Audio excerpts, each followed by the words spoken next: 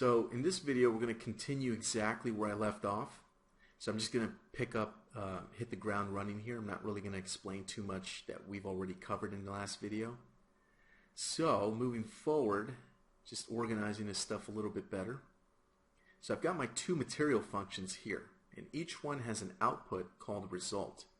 Now in order to make this work, what I need to do is I need to blend this stuff together. So if I go to material functions over here in the palette, you can see that there's a whole bunch of different blend material functions you can use. And if I grab any of these material functions and stuff and drag and drop them into my graph here, you'll notice that they're blue to let you know they're material functions.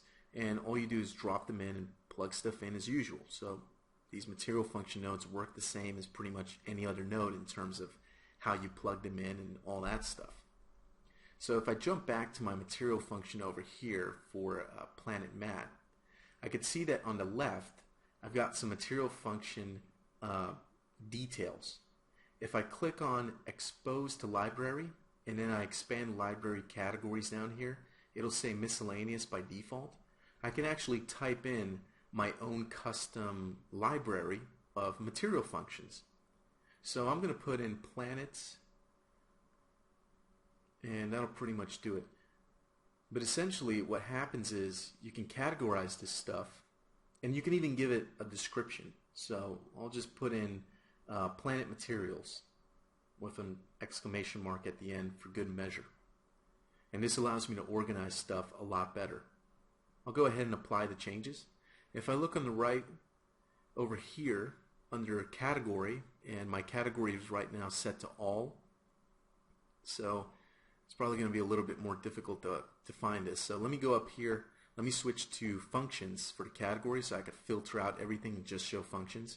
If I go over here to, and it's all alphabetically organized, so if I go to the P section, I can see there's a category called planets, and there's my material function, MF Planet Mat, which is pretty awesome. So I'll go to the material function for the planet Shiny, and I'm going to do the same thing. I'm going to come over here to its parameters. I'm going to type in planets for the library category. I'm going to call this planet materials and expose it to the library. And this is great, especially if you're working in a team with other artists. You can have a person that's just dedicated to creating custom material functions for your project and just doing all kinds of cool stuff of shaders.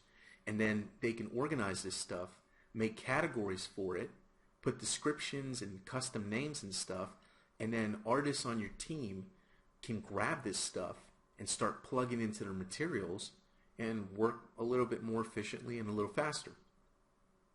So it's kind of a studio production pipeline mentality, and that's what you want to have. Even if you have a small team with 3 or 4 people, it doesn't matter. You still want to work this way because it's smarter, faster, and makes it easier on everybody on the team.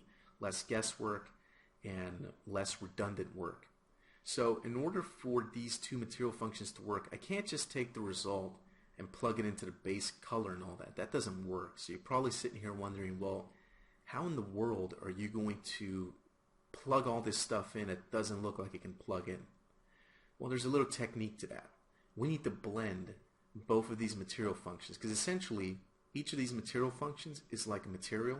So what we want to do is we want to basically composite these materials together. To do that, I'll come over to the palette, and if you switch to the functions category, go down here to the material layer blend category, and you'll see all of these different functions that come with Unreal 4 that let you do material layer blending. So there's a whole bunch. Feel free to experiment after this video, check them out, and try to see the different results you can get. I'm going to grab the Material Layer Blend Standard, which is just a basic. It lets you layer a base material and then a top material on top of the base. So I'm going to plug the Planet Mat material to the base material and the Planet Shiny to the top material. And obviously we're not going to see any changes here. Now the output is a blended material. I could plug that into the base color, but I'm not going to really get anything that's going to work. A couple of reasons for that. That's not the way that this works. You don't want to plug that in that way. So I'm just going to move this over here out of the way. And also we don't have an alpha plugged into the Material Layer Blend Standard.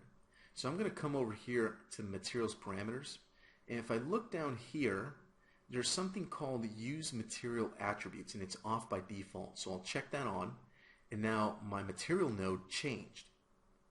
And this allows me to plug in the blended material into this guy, and now I actually get a result. My material is not black anymore.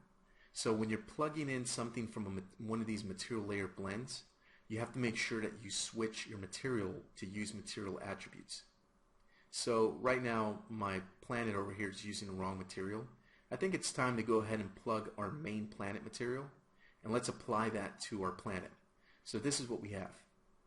We have this weird kind of looking planet over here, and right now it's just using one of the material functions. Maybe you noticed it, maybe you didn't, but right now it's actually just using one. So this material is not correctly set up yet. So there's still some more stuff we have to do to this to get it to work right. You'll notice there's an alpha parameter over here in the material layer blend standard. And the way this works is pretty simple. I'm going to grab a texture, and this is a curvature map that I baked out of X normal. So you can see that it looks kind of weird, but just bear with me for a second here. If I isolate the channels and I look at the red channel has a mask. If I go to the blue channel or the green channel, I have a different mask. And you can actually put a mask in the blue channel and even the alpha channel. So you can have 4 masks in one texture. So even though this looks red and green, I'm not using the red and green as a texture, although I admit that would create a pretty funky looking planet, but that's not what we're trying to do. We're trying to use one texture to hold 2 different masks, and they're being held in the red and green channel of this texture map, again, that I baked out as a curvature map out of X normal. So I could take the green channel by taking the red pin and plugging it into the alpha input of the blend standard node. And now if I come over here, I'll see that now I have blue.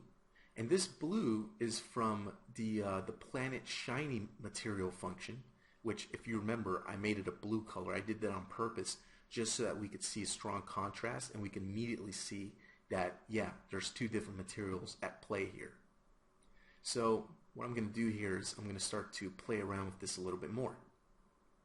I'm going to take the red channel here from this texture, and what I'm going to do here is I'm going to plug it into a component mask, and I'm going to set it to red. And now you can actually see, if I do a preview of this and I look at this in my preview window, let me just expand this out. This is the red channel. So anything that's white is going to make that blue material show up. Areas that are black are going to make the original gray material show up, which is the base material. So the base material is in areas that are black. The shiny material, the blue one, is showing up in areas that are white. Areas that are gray are going to show a little bit of the material. So if something's like a medium gray, you're going to see a medium amount of the blue material show up. If you want the full amount, you're going to have to use white. So you can paint a mask like this in something like Photoshop by hand.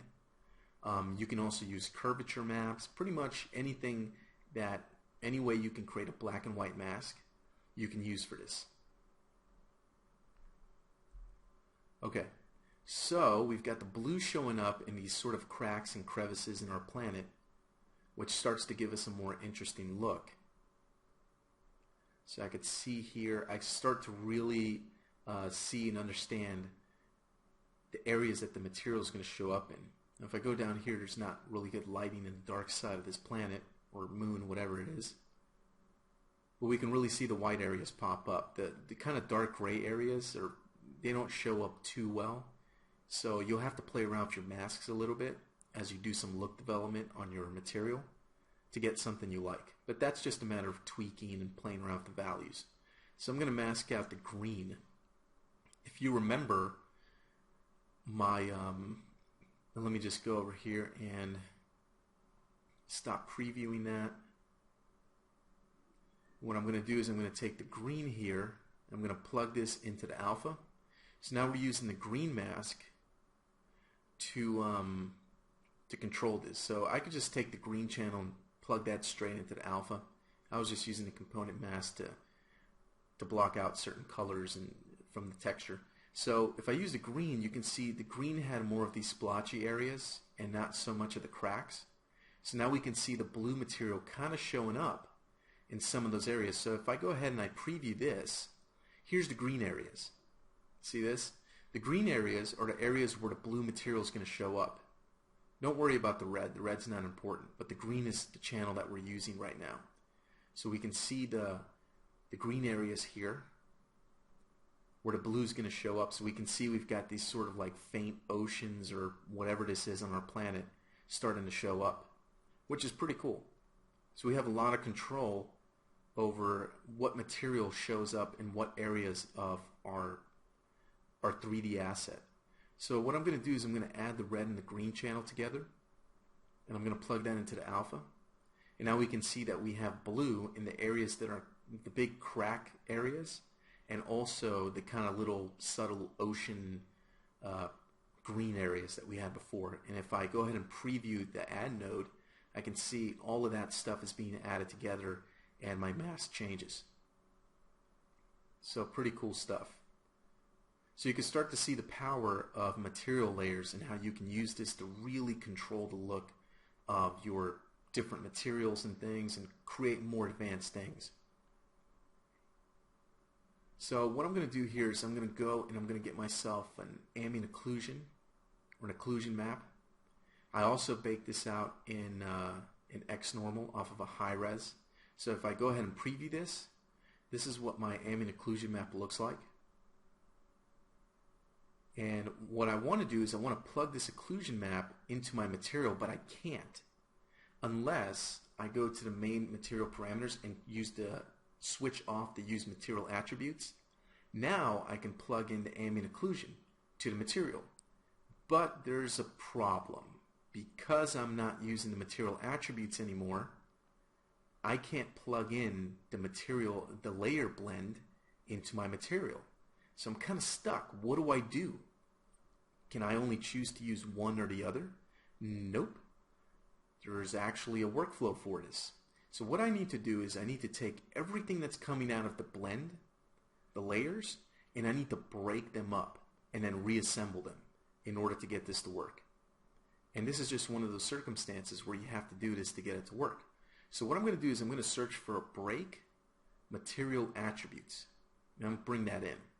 And this looks like the make material attributes we used in the material functions.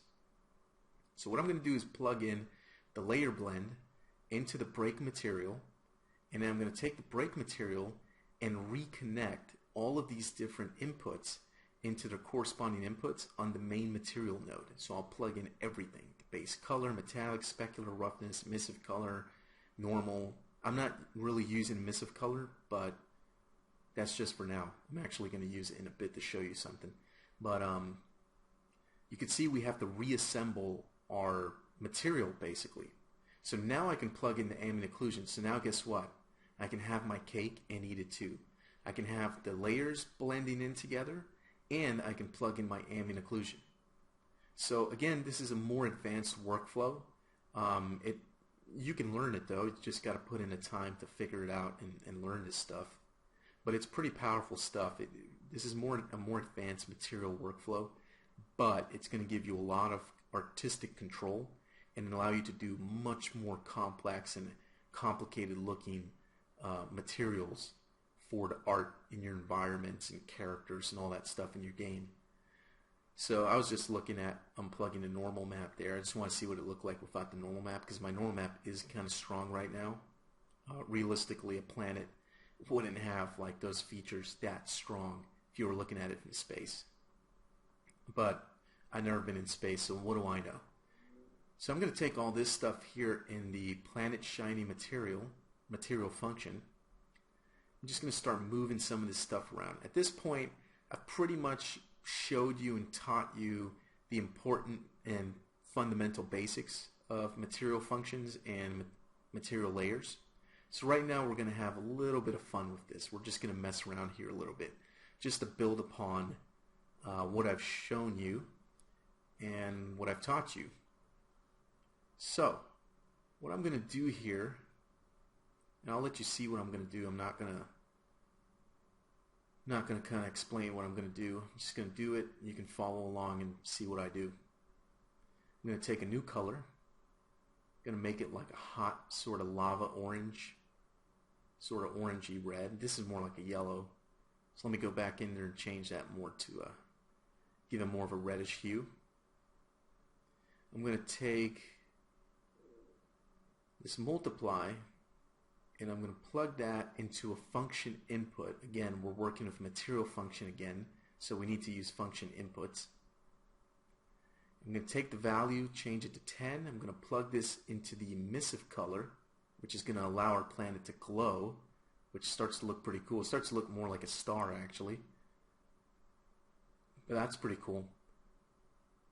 I'm going to change the name of this function input. I'm going to call this lava. And I think you can start to kind of guess where I'm going with this. I'm going to call this lava color. I don't want to call it just color because I have other nodes also called color, so lava color makes more sense. And I'm going to call this one lava temp or lava temperature. So this is going to control the strength for the temperature of the lava. And I think a default of 10 will work out pretty well. So I'll apply the changes, I'll come back, and you're going to notice that I get an error message on the top and my material function turned red. And the error is basically telling us, hey, look, here's a red material function. This isn't going to work because we have an input that doesn't have anything plugged into it. So we can't proceed. So what I'm going to do is, I just noticed that I actually set this up incorrectly. This is what I need to do. What I need to do is create a function input for the lava color and a separate function input for the lava temperature, which I forgot to do. But that's okay. That's the iteration process. That's the fun of it. So I'm going to plug in the lava color into this function input, which is called lava. And now what I'm going to have to do is call this lava color so everything makes sense. I'm going to make a copy of this guy. I'm going to call this one lava temp. So I'm going to move this down. I'm going to plug in the lava temp constant into the input. And now what I need to do is multiply these guys together and then plug the multiply into the emissive. So I'll plug this one into A, this one will go into B, and then this one's going to go into the emissive color. I'll apply the changes. I'm going to jump back into the main planet material editor. Of course it's still red because we need to plug something into lava color and lava temp, which we currently don't have. So the best thing to do is to take these expressions here, copy them, Control C, and paste them with Control V over here. So I've got my 10 and my kind of yellowish color. I'm going to plug in the temp where that belongs. I'm going to plug in the lava color where that belongs, and boom, look at that. We have ourselves a hot lava planet. Maybe it's about to explode or something. Maybe there was an alien race on there that went into like a crazy war against itself and they're about to blow up their planet. Not that that would be cliche in a sci-fi movie. I've never heard of that getting done before. But there you go. So having a little bit of fun with this, you can start to do some look dev on your materials and get some more interesting results. So you can do a star, you can do a planet, you can do a plasma energy being fired from a proton cannon for a first-person shooter game you're going to put on Steam, anything like that. So the limits are set by you. You know, the sky's the limit. You're only limited by your own creativity. So right now this isn't glowing too much, so let me see if increasing my bloom intensity in my post-process volume helps. And no. So I'll tell you what, I'm pretty sure, and this goes outside the scope of material functions and material layers, but I just kind of want this thing to glow. And I'm noticing that changing my bloom setting isn't actually making it glow. So that tells me one thing. It's probably going to be my auto exposure that's set incorrectly. So I'm going to come over here and it's probably going to be, if not the min brightness, it's going to have to be the max brightness. Yeah, that's what it was. So I'll set my max brightness to something like 0.5 maybe. That's a little bit too low, maybe like a 0.4. As I start to decrease this number, the auto exposure will allow the brightness to get stronger and stronger. So I could start to make it look like this lava is actually glowing, which this is probably totally unrealistic, but then again, I've never been in space, so what do I know? Maybe there is a planet out there that looks exactly like this. Okay, so that pretty much does it for material layers and material functions. Congratulations, you just learned how to do material layers and functions at the same time. Cool. So go ahead and explore this stuff, kind of build on what I showed you, and keep messing around and experimenting. Part of the process, or the main part of the process of look development with shaders and materials, is experimenting and testing different things out to find out new ways to make stuff look cool. So go ahead and have fun, knock yourself out.